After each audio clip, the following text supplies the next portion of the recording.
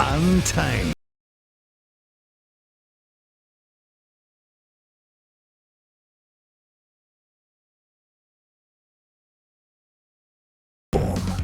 Welcome to the podcast, people. Martin Devlin, Lachlan War. It's Only Sport, iOS, name of our live radio show.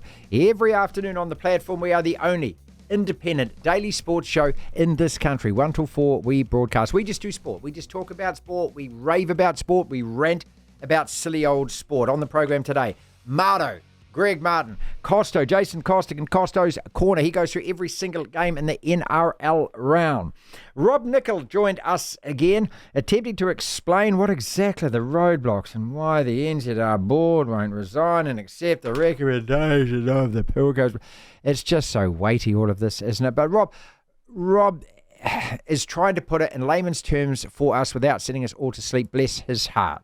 As well as that Super Rugby, Billy Harmon on the show today, Quinn Tupaea on the show today, Jamie Mackintosh from the Canes on the show today. And when I say I laced together a double cork 1440, that's a safety grab into a right double cork 1620 tail grab into a switch right double 1440. You say, Yeah, we went freestyle skiing. On iOS, It's Only Sport. Begin the show the same way every day. Tablets in hand, gather my flock. It's time for a sermon. It's okay to say that the White Ferns suck. Let's go to the mountaintop. We live in an amazing, amazing world, and it's wasted on the crappiest generation of just spoiled idiots. White Ferns, football ferns, all whites. When will there ever be any critical analysis from mainstream sports media of the disastrous records and form of our national sports teams, these three in particular?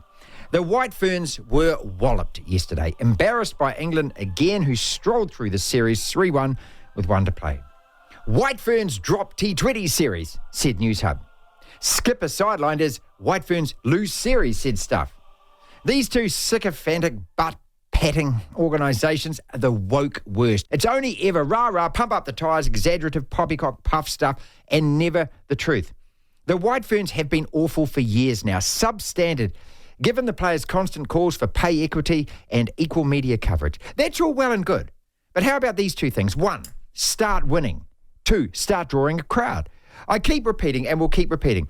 Just like our women rugby players and our football players, you aren't owed anything. You don't just get given handsome salaries and positive publicity because you want to play sport. You've also have to achieve. You've got to perform at the highest level, gain an audience, get TV ratings, provide a product that consumers want to purchase. The football ferns are simply shameful. 5 wins in 32 games. Before the recent gimme runs against the Oceania part-timers that they played to qualify for the Olympics. The White Ferns have bottled it at every event they've played the last 3 years. The All Whites, our men's national football side, are exactly the same as these two. Talk a great game, never ever play one. And look, I've got to make it clear, I'm not hating on any of these teams. I, like all Kiwi sports fans, want our national sides to win. But I also want real, genuine debate, discussion and dissection of their performances and results. At least Sophie Devine, the New Zealand White Ferns captain, told the truth yesterday. She said, "We were poor in the field." Good. Say it out loud. Tell the truth. Instead, all we get is, they don't have enough time to train. They need to be paid more. You don't understand the sacrifice of playing 20 overs once every 3 days. I'll say it again and again and again. The coverage here from the mainstream sports media is lame, it is patronising, it is disrespectful, it is pathetic. Tell the truth about this. The White Ferns were poor yesterday, so said their captain. Why is it so hard to say that? And why don't you get it? Devlin. What do you want? We want information. Information. You won't get it. The platform. So give us the sports news headlines. What to start with? I don't know. There's a variety of stories. I'll talk about this one. This is the first I've heard of this, mainly because I don't follow Pakistani news reports and rumours, with all due respect to the subcontinent nation. Is that offensive to call them subcontinent? No, I always thought... Or are they Middle Eastern? I always thought it was offensive, but apparently it's not. Subcontinent. And I don't even know why I'm going to look that up. Why are they called the subcontinent? Is it because they're below sea level? Are they? I don't know. I'll look it up. I don't know that. I don't know that. Well, like half of Pakistan's underwater, apparently. They had like issues with flooding not long ago, right? Who knows? Anyway, Black Caps batting coach Luke Ronke has refuted claims he is on the verge of signing on as Pakistan head coach. Pakistan media reports the PCB is finalising discussions with the Kiwi after negotiations with former NZ coach Mike Hesson, West Indian Daryl Sammy and Aussie Shane Watson fell through. Okay, here it is.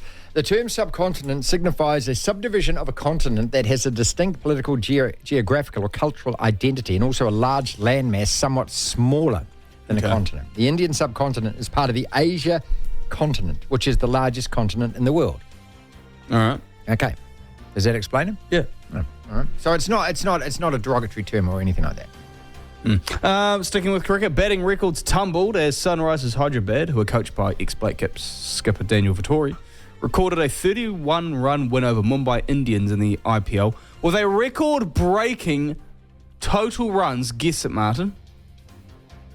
Oh, 330 something. Do we know? 482. More. 965. No. That's what's going to happen with T20 eventually, mate. It's just every single ball's going to go for 6. 700 will beat 600 eventually. 700 will beat 600. Yeah, they won't even have bowlers. They'll just put the ball on a stick and you'll just get your bat and you'll just see who can whack it over the fence so many times and how many overs. Okay. It's going because your generation's attention span is like a fly, mate. 523 total runs scored No. in a 2020. How silly. Yeah. Australian cricket icon and Chennai Super Kings batting coach Michael Hussey has heaped plenty of praise on Rachin Ravindra. See, I'm leading with a lot of cricket here. A couple of quotes here from Michael Hussey. Yeah, he's had a great start. It's been awesome to watch. He's just come here full of energy and he just wants to learn so much and make a positive impact on the team environment. It's fantastic. He's enjoying his time and soaking up as much knowledge as he possibly can. All right, let's move on to some oval ball. In-demand teenager Max Jorgensen, who plays for the Waratahs, I believe it is, in Super Rugby. He's turned down a potential switch to NRL club the Sydney Roosters, instead extending his contract with Rugby Australia for another 2 years. New Zealand's NBL National Basketball League, which tipped off last night, has broken new ground and game coverage. Get this, Martin. You hate this. They streamed their 2024 season opener on TikTok. Reigning champions Canterbury Rams defeated the Nelson Giants 79-69 in the season opener, with the audience watching from their phones as the sport explores new ways of tapping into its young demographic. I tell you what, I know you don't like it. That is a superb... Well, actually, no, you might like it. Maybe I'm getting ahead of myself here. That is a superb idea. Streaming it on TikTok. I love this. I love the tournament. I love the teams. I love everything about it. Go hard sells, whatever it takes. Yeah. A Spanish prosecutor is seeking a prison sentence of 2.5 years for former Football Federation boss Luis Rubiales regarding his unsolicited kiss on women's representative Jenny Hermoso after they won the Women's Football World Cup. That was last year, wasn't it? The Women's FIFA World Cup? Yeah, it was last year. It's been claimed... quite a funny story. Not really funny. It's terrible, but it's kind of amusing. It's been claimed some 100 AFL players are inside the illicit drug policy, IDPs, medical model, with calls to revamp the system as quickly as possible because some are, quote, taking the mickey and using loopholes to avoid strikes. Let me elaborate. The AFL has strongly defended the IDP after allegations players were purposefully being tested and then withdrawn from teams to avoid testing positive for illicit substances on game day. That would have seen them banned for several years. So if I've got this right, they have these drug tests during the week, they fail them, so teams purposely pull those players so that they don't then fail the test on game day. And look, this has been going on for years in all of these sports. What it is that the guys use recreational drugs, and the girls obviously do after the 2 AFL players were busted as well. It's rife through Australian sport, probably rife here through New Zealand sport. And they know when the drug testers are coming. So most of these teams and organisations and sports test in-house. And so, okay, right, well, you're a dickhead, you shouldn't be doing it, or whatever they tell them. Oh, I've got an injury, I didn't turn up that day, I couldn't train, okay, I missed the drug test. Mate, it's been going on I've done sport for 25 years. This has been a bugbear for 25 years. A couple more stories to wrap things up. Live sport it is. Later tonight, big game on in the NRL. The Sydney Roosters up against Penrith Panthers. Panthers missing Nathan Cleary. He's out for a number of weeks. James Fisher-Harris is still out for the Panthers as well. The Roosters missing Lindsay Collins. But apart from that, I think the Roosters are pretty much damn near healthy. That'll be a cracking game. I'm tipping the Chooks. That's my pick, but will they win? Who knows? For the time being, Martin, that's what's making news. Devlin. That is a disgusting act. The platform. Greg Marto, former Wallaby fullback, hosts a brilliantly successful, or co-host, Triple M breakfast show out of Brisbane. We catch up every Thursday. He's on holiday. He's got a couple of weeks off. What do you do when you're on holiday, Marto? Yes, 2 weeks off radio. I sleep in until 5:30 or so in the morning. Luxury. And Yep. fishing's about to start in a few minutes. And watch the son surf. Watch my boy surf. So it's all happening, mate. And drinking. Reds lost to the Force last week. Massive match against the Brumbies. I'm really looking forward to this. What the hell happened, Greg? I know that Australian sides, and I keep saying it, they play out of their brain against other Australian sides.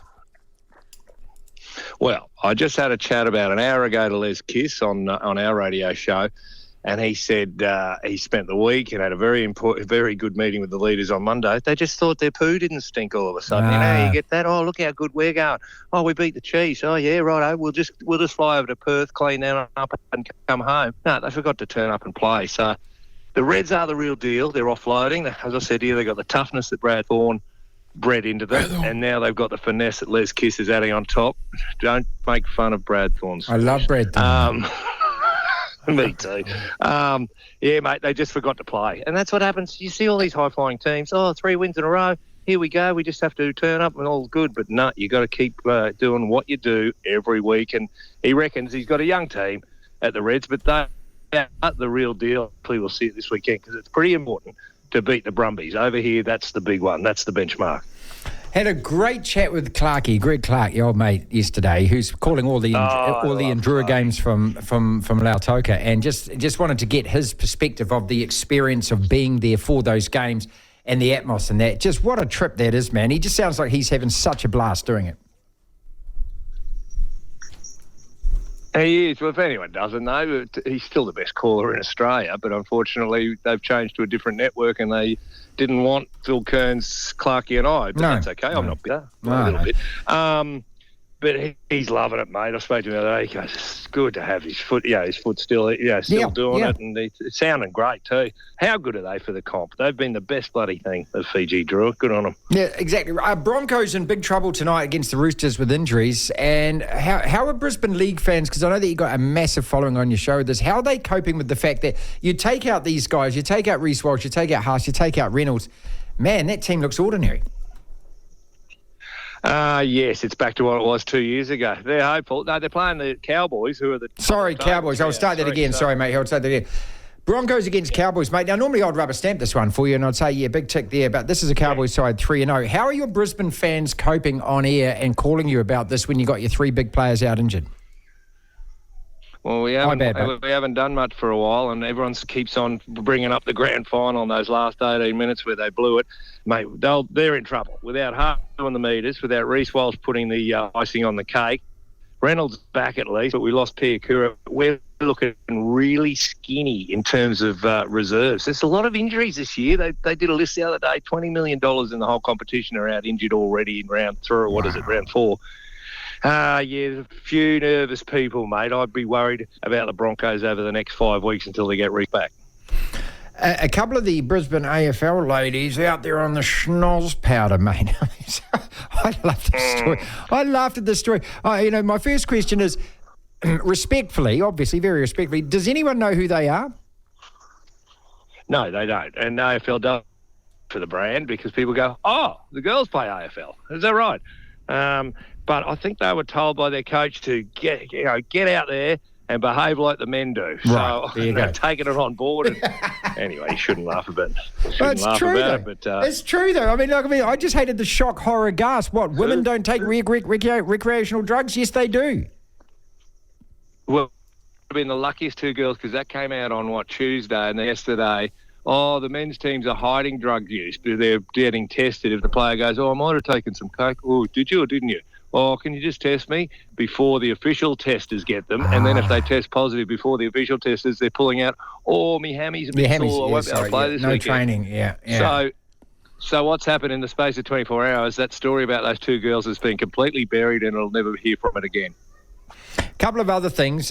We've been in touch with Tasmania. This Tasmanian Devils AFL side, mate, 4 years away, 170,000 paid-up members. We are amongst them because apparently you get your name on a little wall, and so the platform New Zealand's going to be on a wall. I'm a Tasmanian Devil now, mate, and I know I have to be because Tasmania is the equivalent of New Zealand, isn't it? I mean, you all think we're inbred, you all think we're corn-fed, and you all think we sleep with Jed in mum's bed. I love that. And, of course, the joke is all Tasmanians have got 2 heads, so that's only 85,000. See, that's it. Why do you go to Tasmania? I'd have sex with your cousin. Oh, no, sorry, to do some fishing, isn't it? Oh, story, but the government said, we're only giving you, the AFL said, we're only giving you a team if you've got a stadium. Now there's a government down there going, we're not building a stadium, they're too expensive. So, well, you can't say no now, can you? They've already gone too far with 170. There's only 500,000 people live in Tasmania, and 170,000 have gone, oh, yeah, I'm into this. It's, it's as if there's not much to do in Tasmania. Beautiful place. To hear the full interview, download the platform at the App Store. Via Platform Plus, you can go back and listen to the whole show and all of the interviews in full. The Tight Five. 5 separate sporting topics, Lachlan, roughly a minute or so on each. And when the bell goes, that's the bell there, we move on to the next topic. Rubiales could get sentenced to 30 months jail for the kiss. Remember this from, and when he kissed without her consent, Hermoso, the Spanish football women's World Cup champion. This all happened in Auckland, New Zealand last year. 30 months jail for that. White Ferns, football Ferns all white. When will these teams be critically analysed ever in the mainstream media? And good on you, Sophie Devine, for saying what you said yesterday. The Oxford-Cambridge boat race may not go ahead on the River Thames because the River Thames, Lachlan, is polluted. Really? Oh, does Simon Bunny? Really? Really? You can't swim in there? Really? Man City Arsenal on Monday. You'll be watching this, 4:30 a.m. I'll probably record and watch, okay? I probably won't watch that live. ANBL Game 4 tonight.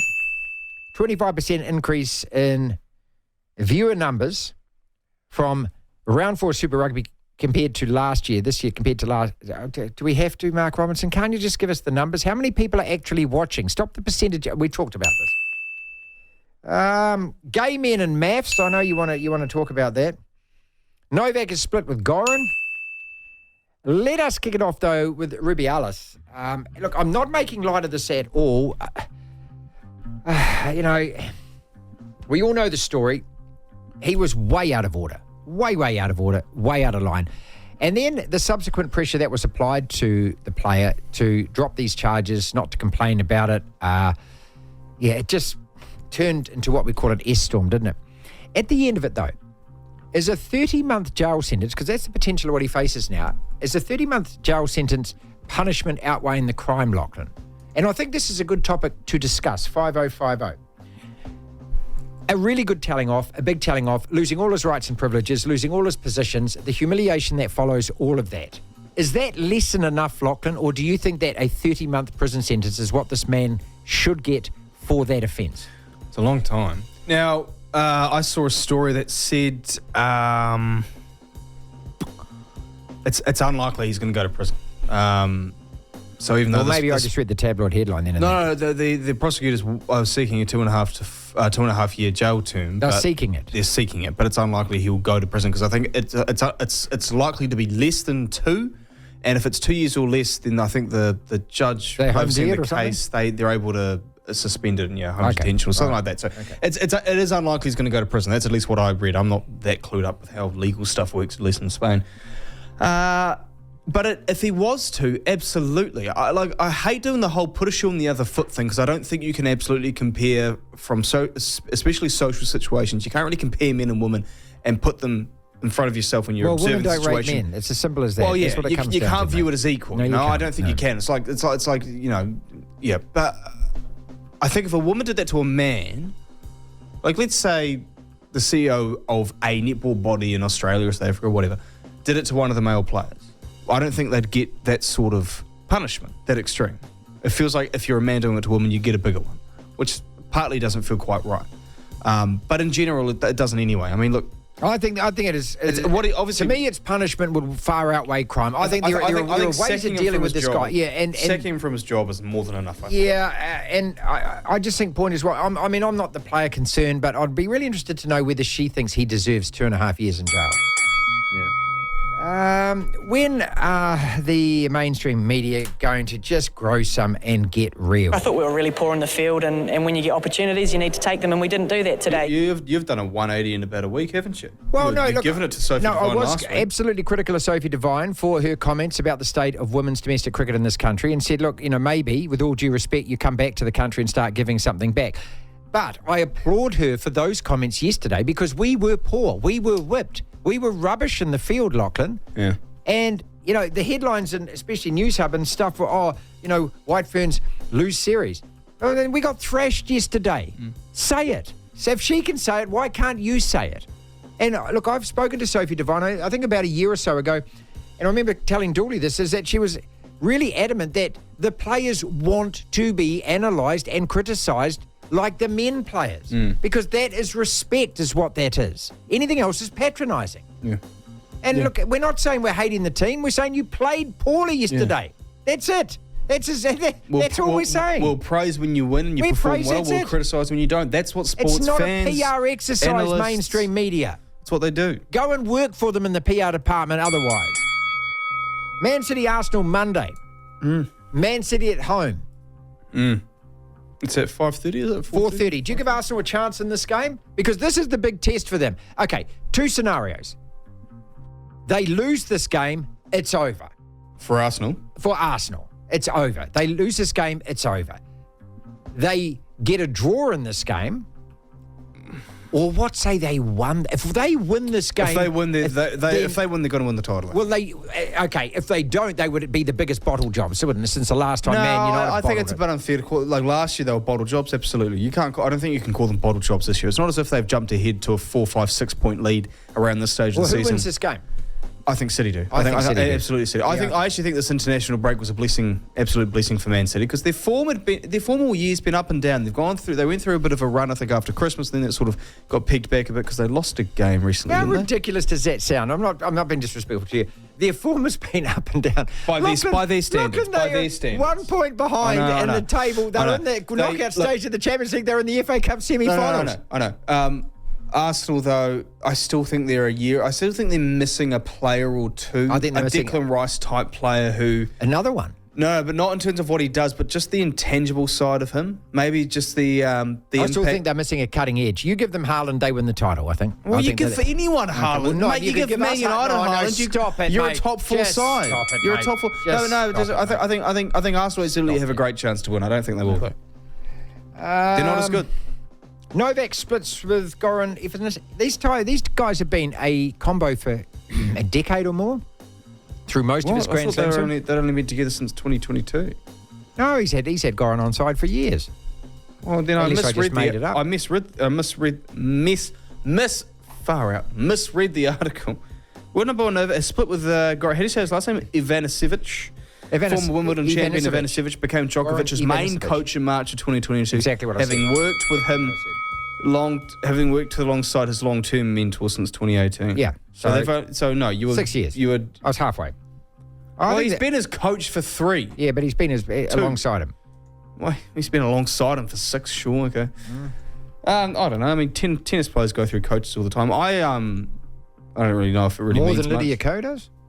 Probably not. Emma Raducanu, she's the worst. Emma Raducanu, isn't she? Your coach will sneeze and she'll get a new one. All right, finally. You're going to have to watch one of these two games, mate, because at the end of the show on a Thursday, which is kind of like a Friday today because it's a long weekend, we always pick what to watch, what not to watch on the weekend. You have to watch one of these two, Titans, Dolphins, or MP playing Blues. Titans, Dolphins. I like the NRL more.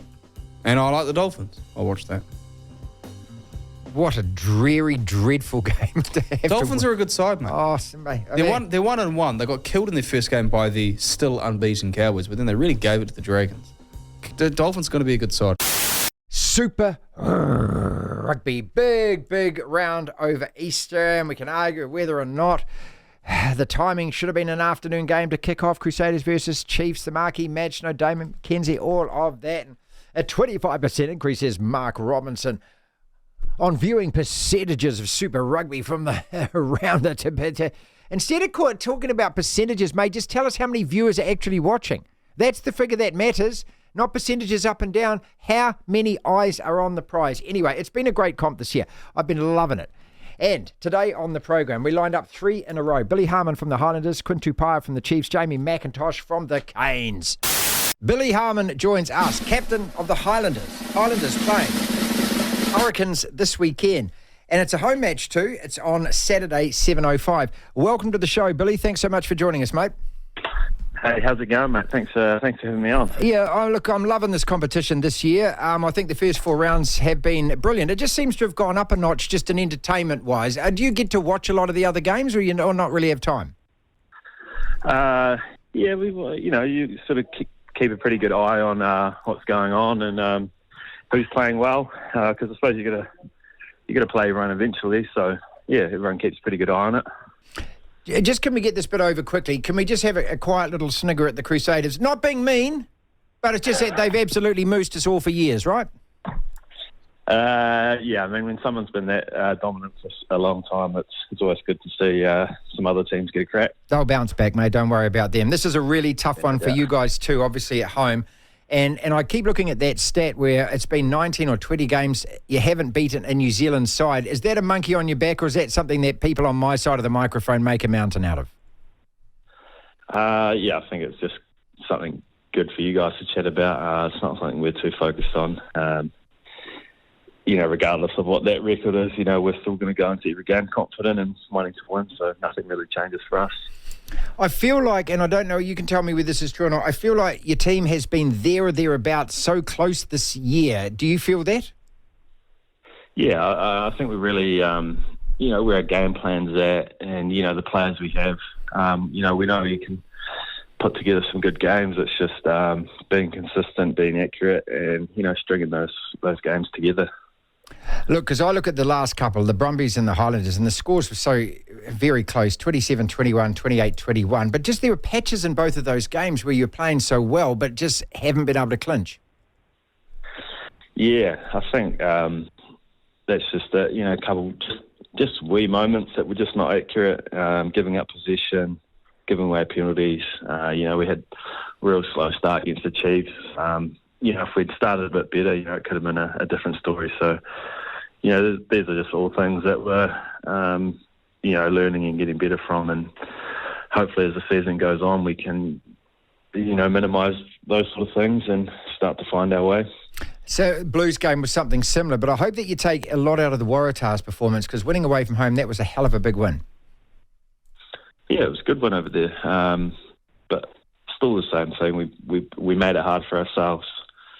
They had a kick right at the end. Could have been a lot different story. But we got the win.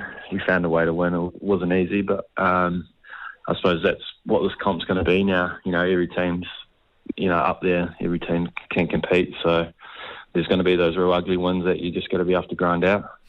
Yeah, I think I'll go back to the first question I asked, or the second question I asked, which is just about the closeness of the competition. It just feels this... Look, and I go back to last week where the Reds go over to the Force and probably thought they had a dub there, and then they get turned over. Yeah, exactly that. I think anyone can beat anyone in this comp at the moment, so there's no real weeks where you can just take it easy and let the foot off. So I think that's awesome thing for this competition, awesome viewing. So yeah, it is. It's been brilliant. I think that's what we want. Yeah, brilliant viewing. As in terms of your own personal form, how do you feel you're tracking? Yeah, I'm going all right. I think somewhere in line with the team. We're just building. We've had some good performance, myself included, and we just want to keep getting better from here. We had Ethan on 2 or 3 weeks ago, and I asked him the same question I'm going to ask you, just about the influence of Jamie Joseph. What is he like having around the place? Yeah, he's been good. Like, he's not overly involved with, say, the players and in front of the team, but I think he's always connecting with the coaches, and I think more of just to bounce ideas off with them, challenge them around certain things, but all our coaches have been awesome this year. They've really stepped up. Derms is doing an awesome job. We've got Kenny Lennon. He's been unreal for our attack. So, everyone sort of just stepped up in that area, which has been awesome. Shut these players down. What a pleasure. This is Quinn Tupaea, joins us from the Chiefs. G'day. Thanks very much for joining us, mate. Hey, mate. How you going? Very well, thank you. So, talk us through your season so far. How do you think you're playing? Obviously had an injury in the first round and had a couple of weeks off, so it's put me back a little bit, but feel like I'm in a good space now, physically and mentally, so yeah, ready to have a good crack this weekend. Second five as well. Is that your favourite starting posse? Yeah, midfield, obviously, and yeah, second five over centre at the moment. I feel like it suits my game pretty well, and working here with Anton, and we've got other really good midfield here as well with Ramaka and Daniel Rona and Gideon, so it's tight competition up here. Yeah, I'm enjoying that 12 spot. As far as, further honours and ambitions go, I know that you're probably going to say, hey, look, I want to park those and just see how I go, but I mean, a lot of us would love to see you back in an all-black jersey, mate, sometime. Yeah, that's obviously the goal for the end of the year, see if I can make that squad. But obviously there's a lot of good midfielders in New Zealand, and, and that 12 spot, pretty tough to crack into. But at the moment, I guess, like I said before, we've got 5 very good midfielders here at the Chiefs, so it's been tough to make the 23 here every week. So the Crusaders this week, a repeat of the final. I know that everyone knows that from last year. Amazing what happens in such a short space of time, isn't it? If we'd said, if we'd spoken, Quinn, at the start of this competition, this Crusaders match-up coming to your home ground in round 5, we'd probably go, well, they're probably the top of the table sides. Not so, though. Yeah, it's been a tough old couple of weeks for the Crusaders boys, I guess. And we definitely know how they feel back in 2020 or 2021 yes, when right. we were struggling. So, we can sympathise with them a little bit there. But, it's funny how rugby works. A definite difference from last year. And, we'll be sort of looking to add to their streak as well, I guess. Yeah, you have to. And that's what the brute of the competition is. It's only about yourselves and your wins, mate. Yeah. Yeah, we can feel sorry for them a little bit, but at the end of the day, we want to carry on our season and go 5-1. So, it might sound mean, but yeah, we definitely want to make them. No, it's just pro rugby, mate. It's just your job, isn't it? Just harking back to that, when you guys went 0-8, I remember at the time, like every week we were saying on air, on the radio and that, like I just couldn't understand it. You were a good team, but just nothing seemed to go right at the right time in games. Did it feel like that? Yeah, I sort of...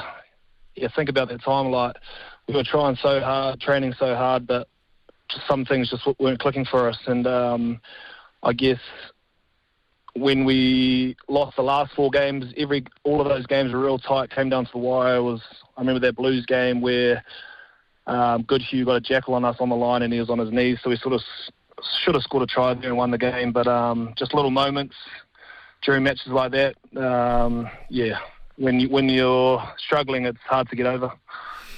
Looking at the table this year and just the strength of the teams and the games that you've seen, and I don't know how many others you get to watch, but do you feel that the whole competition has gone up a notch since last year? Yeah, I guess obviously the Aussie teams have got a lot better this year and getting some wins over the Kiwi sides. And it's good to see the Hurricanes going how they are. The Highlanders are winning games. The Blues are, competing as well, like they always do. So the comp each week is tough to get a win. So you have to be at your best every week, I guess.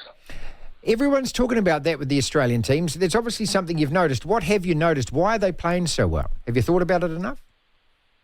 Yeah, I'm not too sure. I think every time they play us, they're always at their best, and they want to. There's that Aussie-New Zealand rivalry there already. So yeah, I'm not too sure. Maybe just a bit of added motivation for them. I'm not too sure, really. Yeah. No, okay. I don't know whether or not you've actually got to see it. Have you watched any of the Endura games out of Fiji? How good is that? How good are the crowds there? Yeah. No, it's awesome there. I played there in 2022 maybe, and it was easily one of the hardest games I've ever played. The heat and humidity, and we nearly lost that game. They came back from behind, and the crowd really gets behind them. It's a tough place for teams to travel to play. Jamie Mackintosh is with us. What I thought about, and this is just my take on it, sitting there watching at that Crusaders game, is there was a confidence in the team with minutes to go that the game could be won. And I don't know whether in a lot of previous seasons with the Hurricanes, whether the players have that self-belief. Do you notice that? And do you pick that up from this group? Yeah, I do. Here's an example. So we finished trainings on some scenarios, and we had actually done it before the Crusaders game. We said there's a kick out straight in front, 40 metres out, you can take a 3 to draw the game, or you got the option to kick it to the corner and maul to win. And we actually put them in there to training before that. Brilliant. Yeah, some little things. I know that's just a really specific example of making them make decisions, but when you look at that Crusaders game in that last 10 minutes, we had all the momentum, and when we did have the ball, we looked like we were going to be able to get over the line. So for them to understand and feel and recognise that, man, even if we'd have lost that game, we wouldn't have looked back and said it was a poor decision, I don't think. So, yeah, there's a bit of confidence goes both ways around that decision-making, and, yeah, as I said, it was a nice game for them to win. Jamie, how much, is patience of value, and teaching the players or getting them to understand that, look, there is time left in the game. You don't have to do everything in the first opening stanzas. Yeah, massive. I think our growth in our team's been a really good understanding of our discipline and what happens in the middle of the field. Quite often the Hurricanes team, we hold on to the ball for long periods of time to try to create attacking opportunities. You look at that Crusaders game, we're about to go to we have a different sort of a mode where we got stuck in a kick battle, and I think the Crusaders kicked the ball 48 times and we did 43. Wow, good God. Good God. And great stat. Over that game, we ended up on 4 penalties for the entire 80 minutes.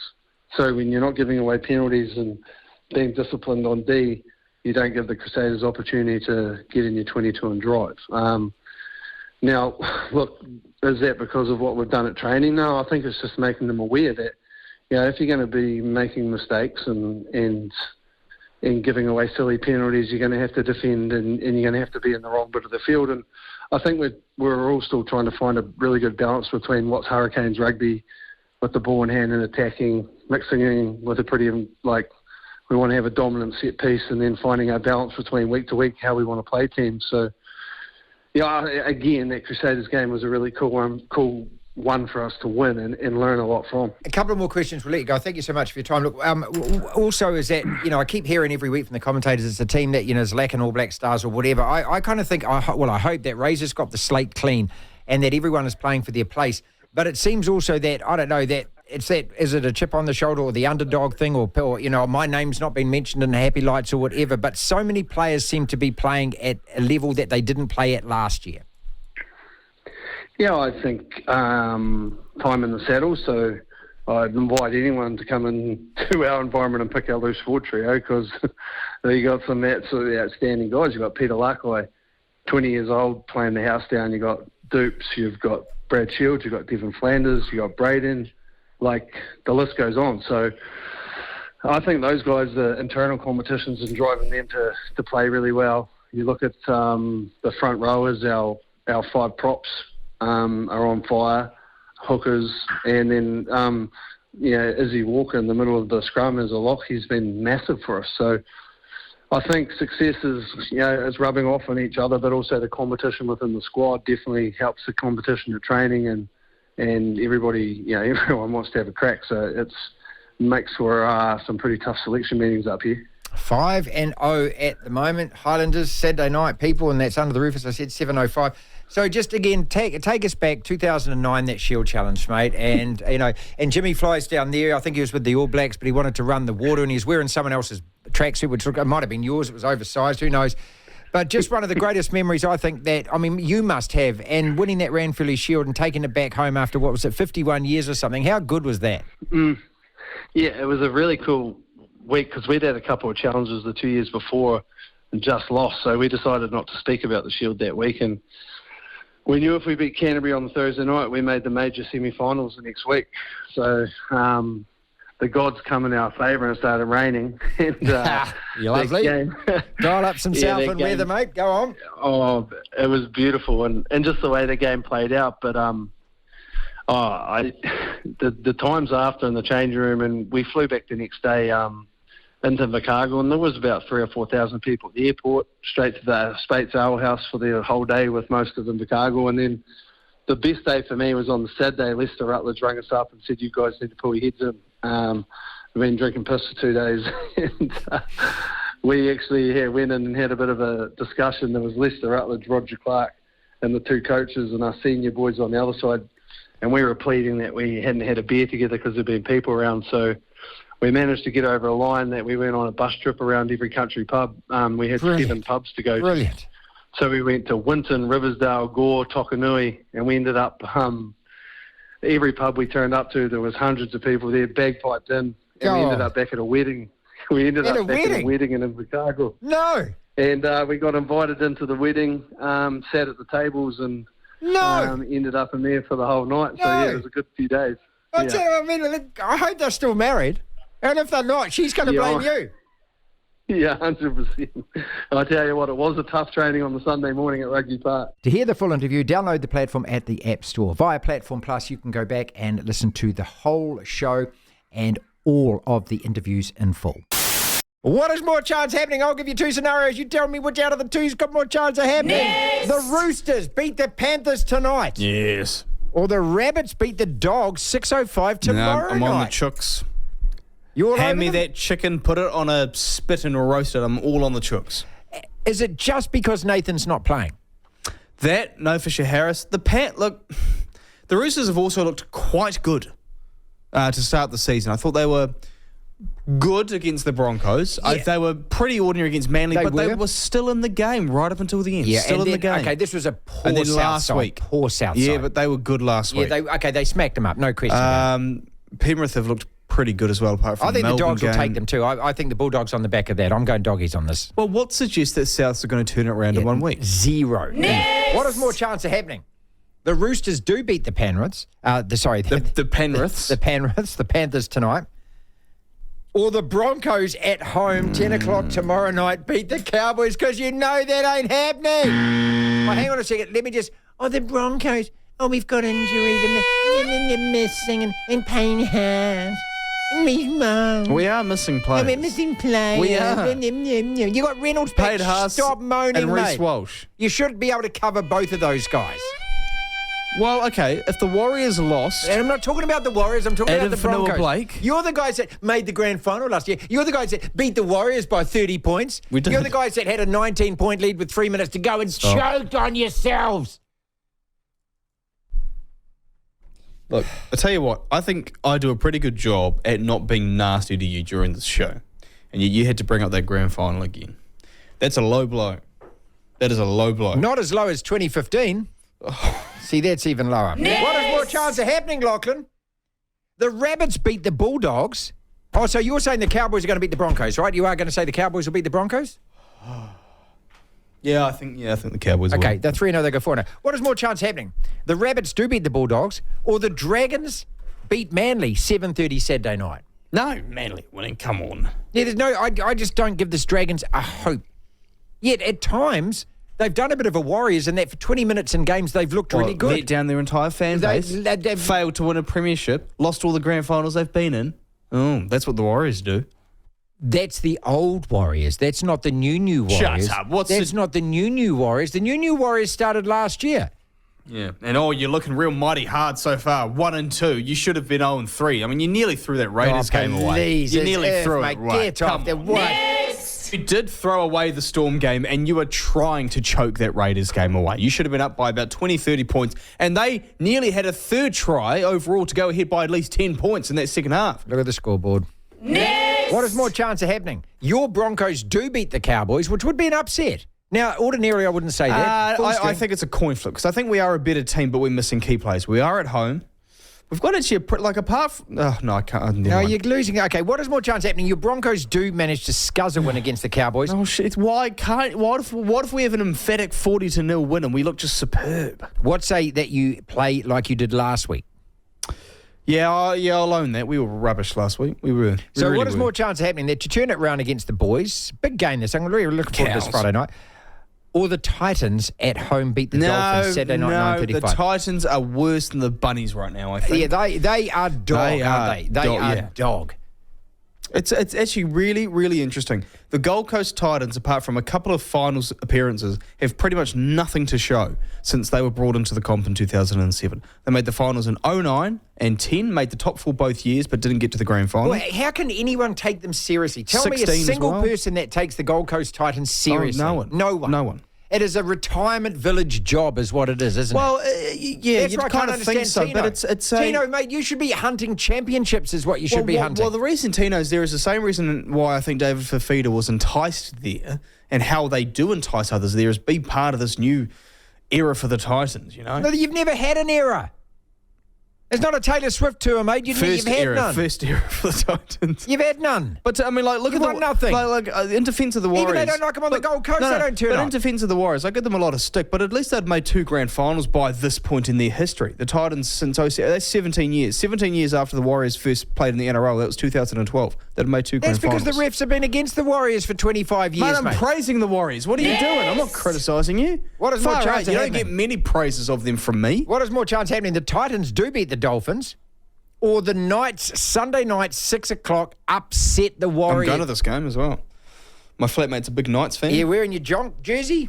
Oh, I actually might wear my retro Broncos shirt, I think. If we win Friday. If we lose, I don't. No, you should wear it if you lose, because then everyone's going to go, Broncos. I've been to a Warriors game as a Broncos fan, and I was a 12, 13-year-old boy with my dad going to my first ever league game, actually, by the way. It was in 2010. The Warriors killed us. It was embarrassing. And I got really ripped into by the crowd. Great. I was a little white boy who obviously is just young, but the crowd were just yelling at me, giving it to me, and I just sat down and stayed quiet because I was a kid. I couldn't give it back. I remember going to a game this was years ago, and the Warriors were playing Cronulla, and Cronulla were just rubbish. And I just had 2 Cronulla guys in the lounge, and I just made it my business to go and join their table. And I just give it to them. Just gave it to them for like 60 minutes, but a whole hour before the game, until in the end they had cotton wool in their ears, and they won. Oh, and they came running up. You idiots. So you were giving it to them, the first half? Yeah, I was giving it to them before the game started. Giving it to them right throughout. And then the thing is, what it does then, though, is that it gives them something to do later on to have a crack at you and whatnot. But they enjoyed it. They would have loved it. I mean, that's the whole thing. I mean, look, if the Broncos lose, wear your jersey. Actually, just quickly, I know we're yabbering about stories, but I went to a Warriors-Bulldogs game at Eden Park in 2014, and the Bulldogs won. It was the year the Warriors had Sam Tompkins, and we're a premiership contender. Right, yeah, we're paying $1 million for a guy with a butterfly tattoo on his buttock. The Bulldogs won. They I don't know if it was golden point, but they kicked a field goal to win the game. And I'm not a Bulldogs fan, but I used to have a jersey and I wore it when on the game. I kind of wanted them to win because I've never liked the Warriors. And as soon as it happened, all the Warriors fans just got up and left. And I stood up. I'm not a Bulldogs fan, and I just waved bye to all of them. Bye-bye. Bye. Night. Scoreboard. Bye. See, we can see you sneaking out. Well. Sneaking out. Toodaloo. Sneaking out. Next. What is more chance of happening? The Knights do beat the Warriors, or the Raiders beat the Sharks. Sharks are at home Sunday, 8:15. I got the Raiders. I reckon the Raiders will win this because the Sharks have a few injuries. And the Raiders, look, they didn't play bad against the Warriors. Okay, they didn't. And look, here's Big Bob has said Lachlan's right. Canberra robbed by a try under the post. Bob, the Raiders couldn't score if there was no team on the field. They were the most disappointing team I've seen with the ball. No, I think... They are, mate. That guy Levi. Danny Levi. Get rid of him. He's rubbish, mate. He's rubbish. I'll say this. Canberra play a pretty straightforward style. They have at least to start the season. You can't have a guy with that much time and with the ball in his hands who doesn't know where the hell his best player is next to him. He runs around in circles, mate. Well, all I'll say... He shouldn't be playing 9. All I'll say what you like about the Raiders, but they're winning games. And look, the thing is, and this is actually the habit the Warriors have gotten into, which is why I give the Knights a great shout on Sunday. I think there's more chance the Raiders beat the Sharks than the Knights beat the Warriors. The Warriors against the Sharks should have been up by about 20, 24 points in the first half, and they weren't. Yeah, right. Same thing against the Raiders. They had chances. Should have been up by 20, 24 points. Pass the ball, mate. We would have been up by 24. Look, it's all well and fine to sit there, and I don't want to sound like I'm bagging the Warriors, but it's all well and fine to sit there and say, oh, look, we've got, if you take half hour out of that game and 10 minutes there and 30 minutes out of there, look, the Warriors are a great side. That's all well and fine, but at the end of the day, what gets you into the finals isn't how good did you look. No, it's wins. It's the table and it's wins. And right now, you got one win from 3. That's exactly right. Next. What is more chance of happening then? The Knights beat the Warriors, Or the Tigers beat the Eels. Eels are at home Monday night at 6 o'clock. Okay, Tigers were pretty damn impressive. They were. I actually, I'm going to give you some props here, Bob. I like hack and matter, and I love it when you lose. But that comeback from 14-0 down against Manly, that could be a pivotal moment in your season. Because there was a chance there. If Manly had scored again, the game was over. You got lucky because Manly were robbed of an absolute dead set try. But this happens. This is the refereeing. There are swings and balances. But to come back, to level it, to go ahead, and then to strangle on them, I thought was an impressive performance. I honestly, and I don't like Parramatta. I don't like saying it, but it was. Who do you like apart from the Warriors? And the Panthers, because you like the Clearies. Okay, well, let's go through them at the moment, okay? Roosters. Panthers. Rabbits. Bulldogs. Oh, Gunny. Yeah. Broncos. So why do you like Gunny's team and not mine? Cowboys. And Dragons. Manly. I only like Manly because of the old Kiwi connection with Lowy and Ridgie and those guys and Posty, Craig Ennis. And that. Okay. I don't care. Titans. Dolphins. Knights, Kempy played for them, but yeah. Obviously, I like the Wales. Raiders, Sharks, Tigers, Eels. So they're about 4 teams at the max, mate. Okay. It's more than I like in the Premier League. Not so often on the show do we go freestyle skiing. Look, I love all our snowboard. I love all our athletes who are just performing big time on the world stage, be it the X Games or the Winter Olympics. Well, Luca Harrington got on the podium for the first time at an FIS event last weekend. Free skiing. What's it all about? What does it mean? I'll let him explain because I'm old and I'm a boomer. So when you stack it next to your third at the Youth Olympics and your Aspen Open slopestyle last year, is it bigger in your mind than both of those? Yeah, absolutely. I mean, this one was on the World Cup stage, so, the top 30, top around 60 men in the world competing in slopestyle. So, yeah, to be up on the steps with some of the biggest names was pretty awesome. Now, I'm an older gentleman, and I'm going to read something to you, and please don't laugh, but you have to explain this to me. People, Luca laced together a double cork 1440 safety grab into a right double cork 1620 tail grab into a switch right double 1440. Now, I don't even know what that is, man, but that is impressive to me. I'm yelling. That's right. Yeah, it's definitely very confusing and takes a lot of time to understand the lingo a bit. But so basically, they're all double cork rotations. So it's 2 flips, but not on a vertical axis. So they're all off axis. And 1440 is the degree of spin. So it's 2 flips, and what would that be, like 4 full rotations? So 4 360s. Wow. That is a lot of G-force, man. Has everyone calculated that for you? There's definitely been a few people that have gone through and checked it out, but I haven't really heard too much about the results on that.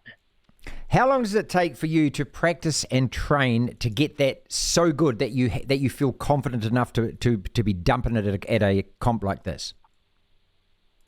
Yeah, I mean, it definitely takes time.